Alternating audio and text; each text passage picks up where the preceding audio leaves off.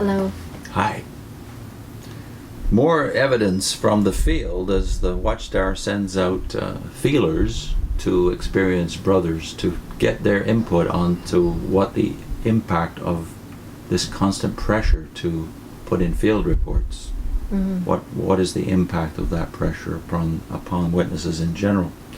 A December 29, 1976 memorandum sent to the Service Committee on the governing body by Robert Wallen, himself the secretary of that committee and a secretary in the executive offices, illustrates the validity of the previous quotation and also carries the point a bit farther.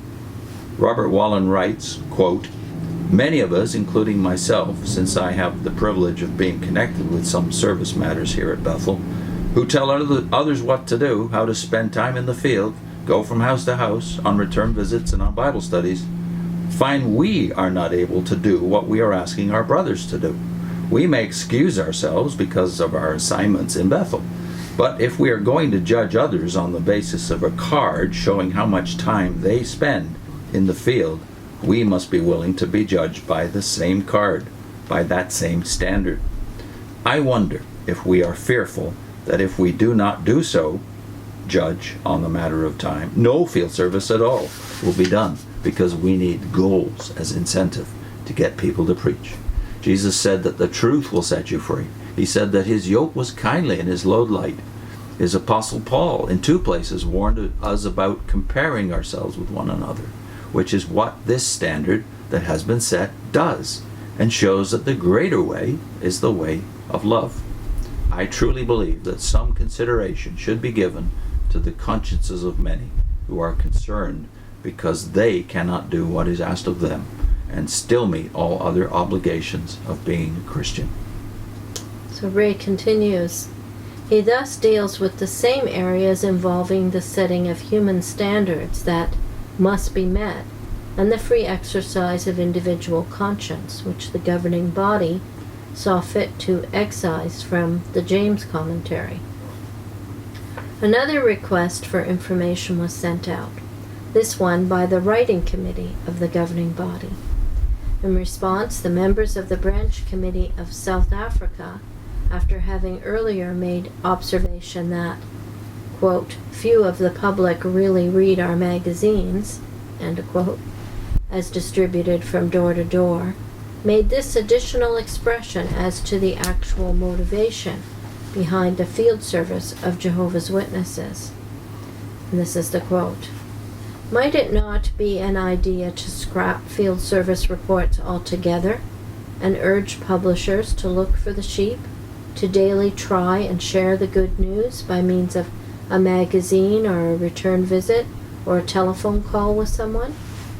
Are many publishers not now serving out of a sense of duty because they feel they must turn in a field service report instead of out of love for Jehovah and people in the territory?" End of quote. With the exception of the memorandum from Robert Wallen, all of these last quoted expressions came as a result of inquiries from the organization. None of them came unsolicited. In each case, the men whose expressions were requested had been written to because of long experience and known loyalty. Their expressions were requested in a time when a brief period of willingness from around 1976 to 1978 to hear frank observations from others was in effect. This receptiveness was largely due to the major change in the administration in 1975-76 and a temporary period of greater openness. After that time passed, no such letters were encouraged, and even those that came received only minimal attention by the governing body as a whole. One must ask, do the expressions in the letters from these trusted men indicate that Jesus' words of persons finding relief and rest from tiresome labor in refreshing service to him were finding fulfillment in the organization? Or do they reflect the bearing of a wearisome load imposed by men who show no concern to ease the burden, who in effect do not raise a finger to do so? Surely it is not difficult to see why the governing body, majority, favored rewriting part of the commentary on the letter of James and eliminating any reference unfavorable to pressure or to human standards set up that one must follow. I think we should also read the footnote that Ray put at the bottom of page 200 of In Search of Christian Freedom, where he talks about the example of the governing body one more time. We made the point in a previous segment, Ray did anyway, that his uncle Franz had told him that J.F. Rutherford never participated in the field service. Yeah. Well, what about the governing body in the 1970s? The footnote says, I believe that the seriousness of all this is compounded by the fact that, at least during the years of my experience there, several members of the governing body only rarely engaged in field service. Most of them did not attend the Tuesday night book studies and did not share in the group service activity from those locations. That was true of Nathan Knorr, Fred Franz, Grant Suter, Milton Henschel, and others. I believe that Robert Wallen was as cognizant of this as I was. In fact, as many in the headquarters were. So there, you have the big four. Yeah. Knorr, Franz, Suter, and Henschel, who was at that point future president. Wow. That was especially the book study thing surprised me. Yeah. That they weren't attending even one of the meetings when so much stress is placed on always being in attendance at meetings and definitely field service. Well, how does this compare with, again, the first century? Yeah. We have a lot about the Apostle Paul in the New Testament. Two things we can say about him is, even though he gave advice that the leaders of the local congregation should be supported by their congregations, especially those who were teachers, yet he survived as a tent maker some of the time to set a good example. He was willing to work with his hands. Rabbis in those days had to learn a trade, and he was a rabbi before he was a Christian. And he continued the idea that a rabbi shouldn't count on the support of the people that he teaches, but on the other hand, there's a responsibility on those that are taught to support their teacher, which Paul makes over and over again. And Christendom does this in different ways.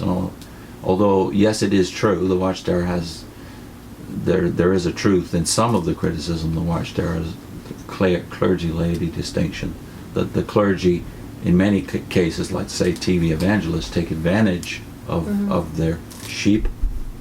But on the other hand, there's entire denominations such as the Brethren who traditionally have kept away from this professional clergy idea. The structure is more like the Kingdom Hall, of having the different men in the congregation as elders, and they take up a lot of the work that a minister would do. Yeah. The preaching at their services, the taking care of people in the congregation. Theirs is a very Jewish model, but on the other hand, we know the Brethren today are having problems with this. Struggling to be able to keep up with it just because of the pressures of society. And another aspect of that is that the Brethren have seen the same phenomenon that you see in cults, namely that although it raises the average competence of the congregation, certainly the men, to be raised to the status of elders and expected to know your scripture and to qualify that way, there's a leveling off of competence. The Watchtower has this obviously endemic, which is they have no trained scholars. Yeah, and with society being more pressure filled and more of a struggle to make your income, you've got sometimes both husband and wife now working because they're finding it a struggle. What's going to suffer is likely going to be the prep, the maintaining of a level of competence when it comes to giving counsel and preaching. So even they are finding it difficult to hold up to a standard that maybe in past times they were able to cope with because society was different. The world was different. The pressures were different. Yeah, and there's a book back in the 1970s called The Peter Principle that sold millions of copies, and it brought out that point that all of us in society, in the world of careers and business, we reach a level of competence, and then after that we're incompetent. We can't do the job we're now raised to, and that seems to be the truth in Christendom as well. Yeah. That you're only as good as your teachers. You can only rise to the level of your teachers. Christendom has at least thousands of competent teachers, whereas the Watchtower has zero. And some consideration should be given to the pressures of society. So if there is a lot of pressures in society, when you see someone devoting their time and energies to your teaching, say, to serving the church, well then, you would think that the inclination would be to support those people, You would to think. help those people, but oftentimes it isn't. No. As it was in Israel. Yeah. The Levites, unfortunately, were neglected. Read Malachi, the entire epistle the entire letter of Malachi, the last book of the Old Testament, is about the Israelites failing to live up to their responsibility to support their teachers. In the next segment, setting up works of law.